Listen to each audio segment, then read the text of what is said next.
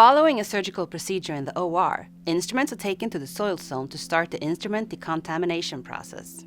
In the instrument decontamination process, the instruments follow the manufacturer's IFU along with local guidelines and protocols. If the instrument is too soiled, the manual cleaning takes an action, or some IFUs also recommend the manual cleaning before the automated process. Before the instruments are transferred into the clean zone, they typically are processed through an automated process, such as Washer-Disinfector or ultrasonic cleaner. Advised as a daily routine, wash monitors provide independent verification that the cleaning process is consistently providing the desired cleaning result, such as the removal of blood components and microorganisms.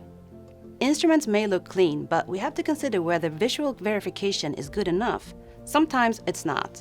Debris not removed in the washing process will not be removed during the sterilization process. Surfaces used in the soil zone may also be contaminated.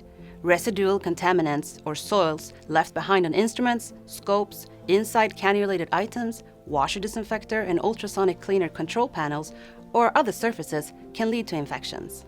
Getinge Assured Protein Test is easy to use and provides assurance that the surfaces and the instruments are free of residual proteins. Instruments can carry the residual proteins and be permitted to pass into the next phase of the process. In summary, visual inspection isn't always enough. Getinge wash monitors are designed for monitoring clean efficiency during the washing process. This minimizes the risk of process errors, which can lower the risk of spreading infection in the healthcare environment. Effective cleaning may result in improved patient safety and reduced cost for healthcare facilities.